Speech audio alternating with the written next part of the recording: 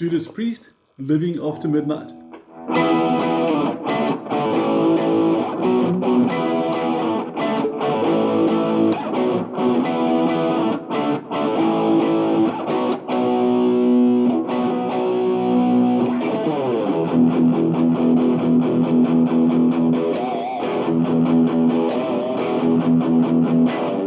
Now we're going to take you step by step through all the power chords, teach you a little bit about power chords, how they work, where to find them, and we're going to learn a really cool hard rocking song at the same time. So please make sure you do have a copy of the Living After Midnight PDF.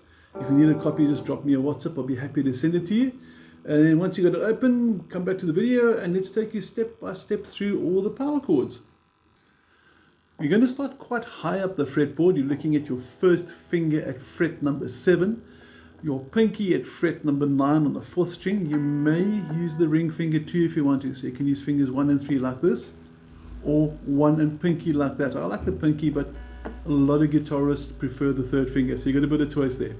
Now this is E5, E for Eric. Okay, so you got your E5, strum it twice, move 2 frets towards the top of the guitar, towards the head, that way, and you end up on fret number 5, so 5th fret, 7th fret. This is D for donkey, D5.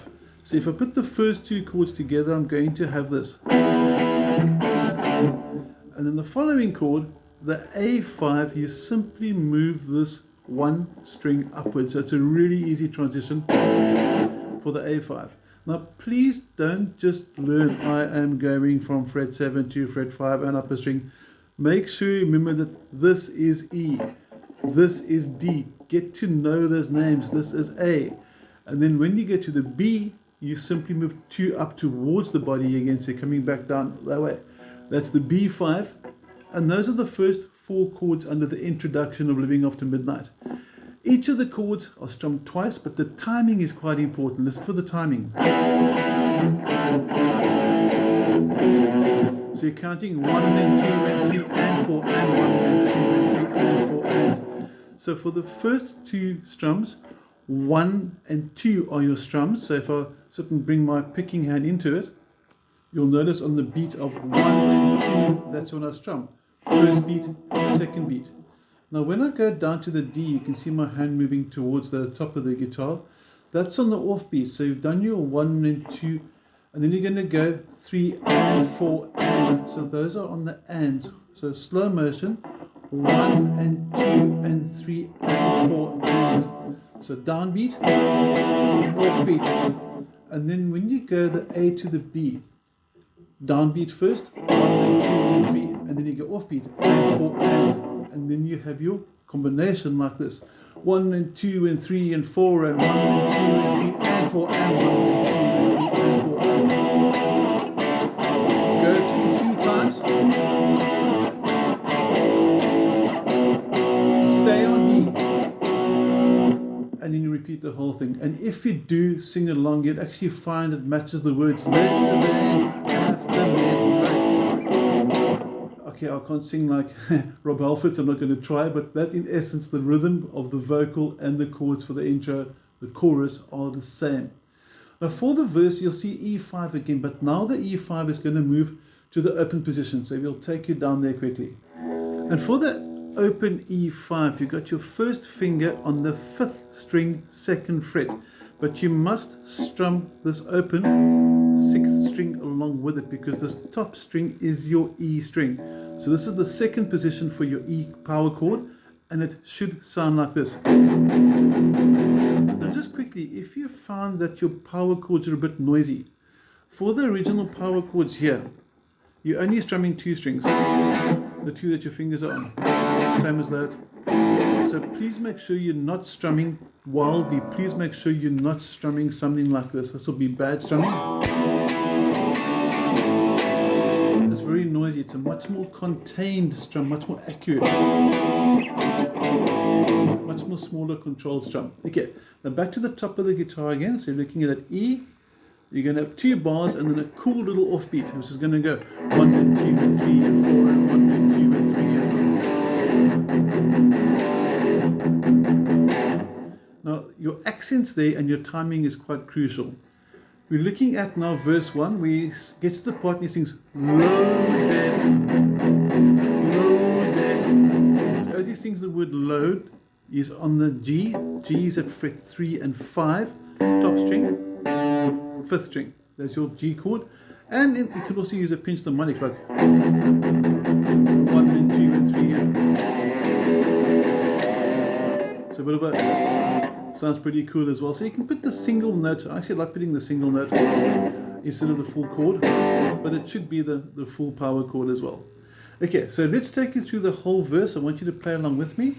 I'm going to count you in, and we're going to play through the first and second line of verse 1. Let's go. 1, 2, 3, 4, and 1, 2, and 3, and 4.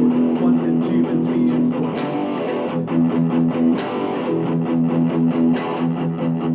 Now you'll notice over there that after I've done the loaded, there's an extra little loud strum. If you go to your YouTube channel or Spotify, whatever you're using, listen for that. You'll hear it very clearly, because that's your sort of reset, if you want to call it that for lack of better word, saying it's the completion of the first line now going to the second line. So what's this offbeats? You need those offbeats. It just makes a bit of a difference. Now I'm going to do through twice now with the little offbeats. Make sure that when I accent, you accent. Are we ready? 1, 2, 3, 4, and 1 and 2 and 3 and 4.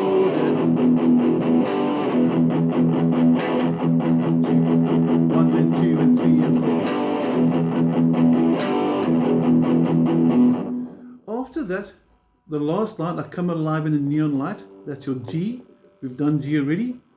F sharp is simply moving this shape as it is down to fret 2 and 4. And what I'm also hoping that you've learned by now is that all the power chords, all the fives, 5 is basically the symbol for a power chord.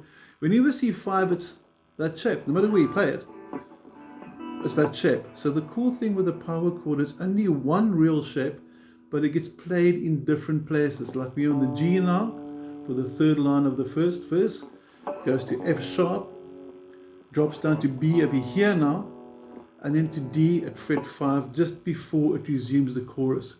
So if you go through from the verse now, the third line, G, 1 and 2 and 3 and 4, and 1 and 2 and 3 and 4, and 1 and 2 and 3 and 4, 1 and 2 and 3 and 4, and 1 and 2 and 3 and 4. Now what's important there, on that last B to D, 1 and 2 and 3 and 4, and that is your sort of bridging chord. In other words, the transition, the one that's joining you to go from your verse back to your chorus. 1 and 2 and 3 and 4 and you're back to the beginning. I hope I've explained this quite well. Okay, so I'm going to play through the whole verse now, whole of verse 1, and then take you back into the chorus. Are we ready? 1, 2, 3, 4, and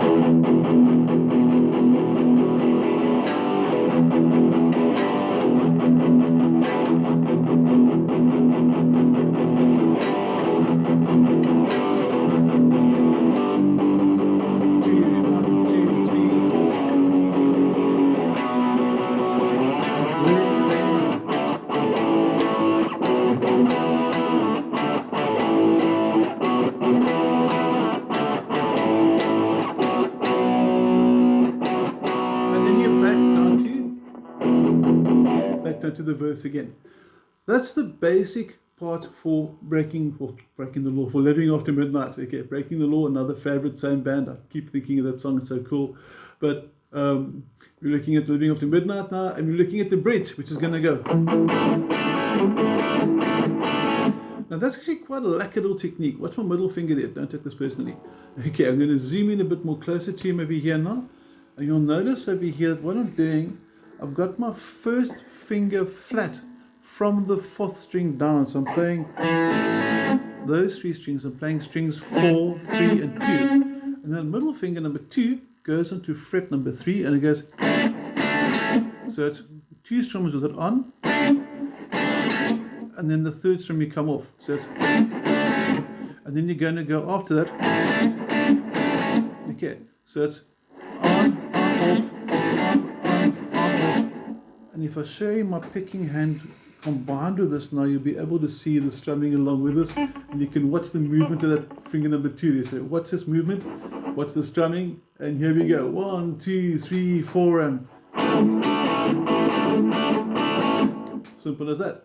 And then he simply goes 1, 2, and 3, and 4. And that's just E, G, E. You've done those chords. If I add this A now, we've just studied along with the E, G, E, we're going to have this 1, 2, 3, 4, 2, 3, and 4. And again. And again. And again. Last time. And on the fourth time.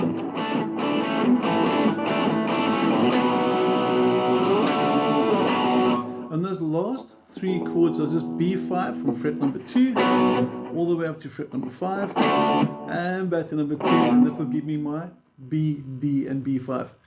That's all the power chords you need for Living After Midnight. I hope you've enjoyed the jams.